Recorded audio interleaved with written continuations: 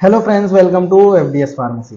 तो आज की क्लास में हम डिस्कस करने वाले हैं जो फार्माथेरेपेटिक्स है डी फार्मा सेकेंड ईयर का। इसका चैप्टर नंबर 2 है। इसका पार्ट ए में हम बात कर रहे हैं कार्डियोवास्कुलर सिस्टम डिसऑर्डर में, लेक्चर नंबर 5। इससे पहले हम 4 लेक्चर्स कवर कर चुके हैं इस चैप्टर में। ठीक है, तो आज के टॉपिक्स हैं कॉन्जुगेटिव हार्ट फेल्यूर, CHF हम जिनको बोलते हैं, CHF।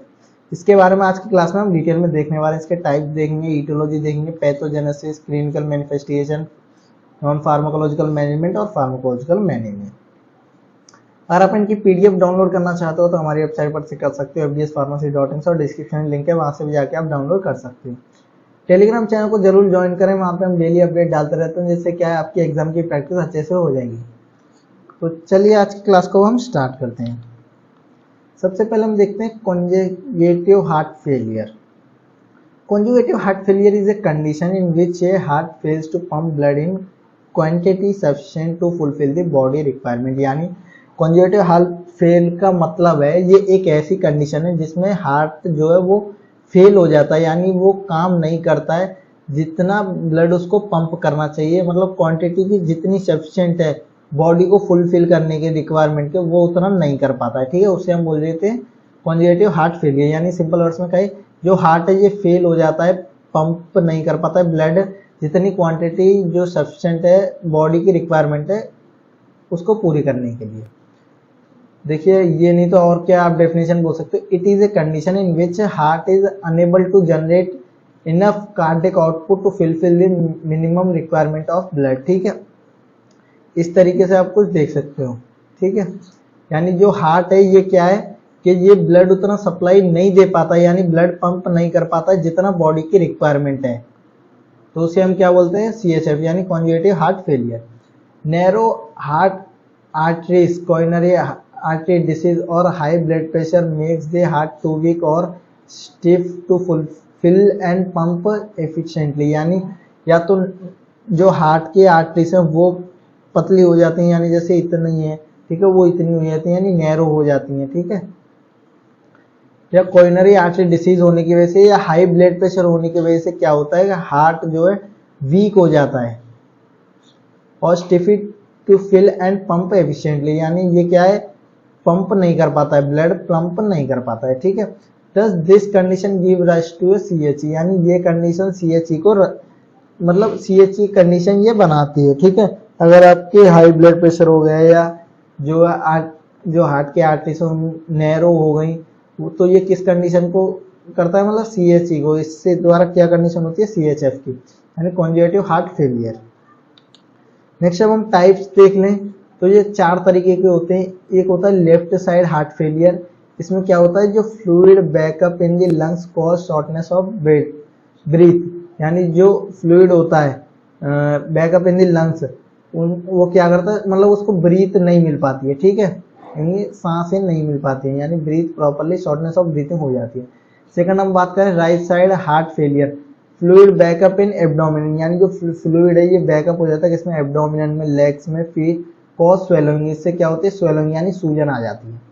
थर्ड हम बात करें systolic heart failure, the left ventricle fails to contract vigorously indicate a pumping problem. ठीक है, उससे क्या होती है, पंपिंग प्रॉब्लम हो जाती है लेफ्ट वेंट्रिकल के side.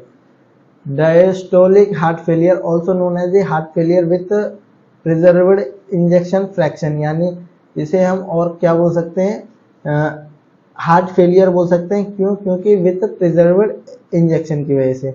The left ventricle fail to relax and fill completely, यानी जो लेफ्ट वेंट्रिकल होती है इसमें क्या होती है कि वो रिलैक्स नहीं कर पाती और पूरी भर जाती है।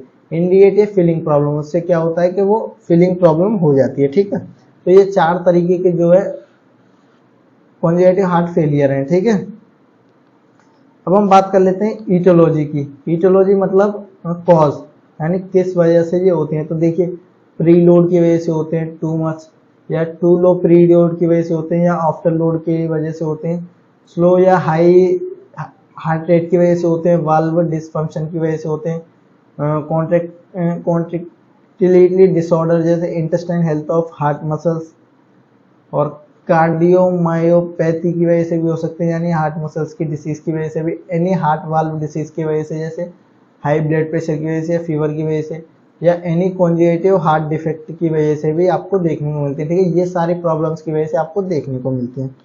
नेक्स्ट हम बात कर लेते हैं पैथोजेनेसिस की।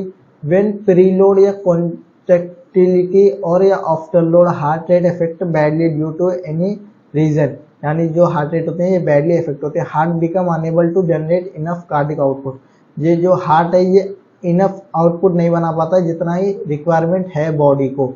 अकर्स कॉन्जेनिटिव हार्ट फेलियर, तो इस कंडीशन को कॉन्जेनिटिव हार्ट फेलियर हम कहते हैं।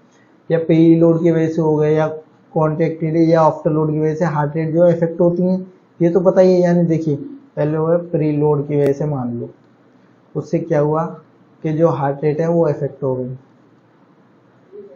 जिससे क्या होता है जो हार्ट है वो उतना अनेबल टू जनरेट ब्लड, मतलब जनरेट इनफ कार्डिक आउटपुट नहीं जनरेट कर पाता, उसकी वजह से क्या होता है CH है, कॉन्जुगेटिव हार्ट फेलियर।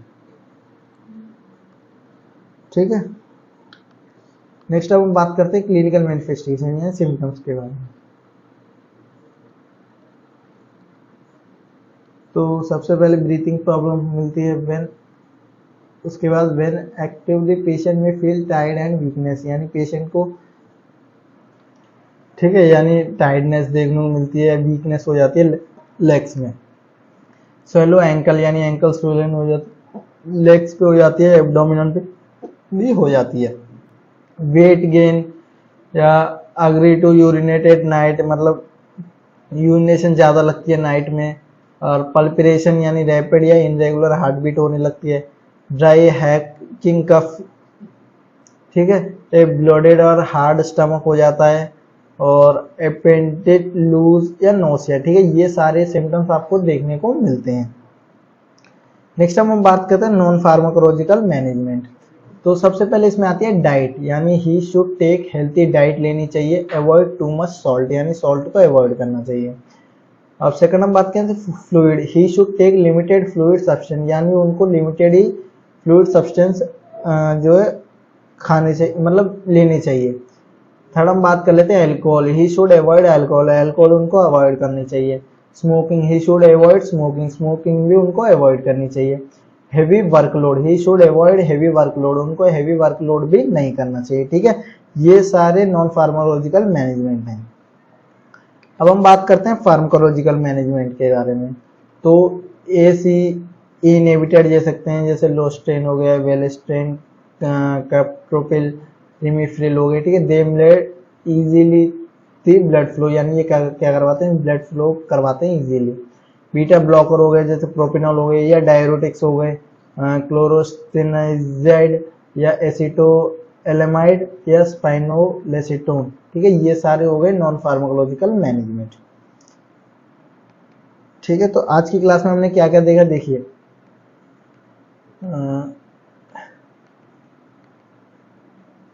सबसे पहले हमने बात की कॉन्जेक्टिव हार्ट फेलियर के बारे में, उसके बाद हमने बात की टाइप्स उसके, ईटियोलॉजी देखी, पैथोजेनेसिस, क्लिनिकल मैनिफेस्टेशन, और नॉन फार्माकोलॉजिकल मैनेजमेंट और फार्माकोलॉजिकल मैनेजमेंट। ठीक है, अगर आप इनकी PDF नोट डाउनलोड करना चाहते हो तो हमारी वेबसाइट पर से कर सकते हो, fdspharmacy.in, और डिस्क्रिप्शन में लिंक है, वहाँ से भी जाके आप डाउनलोड कर सकते हो।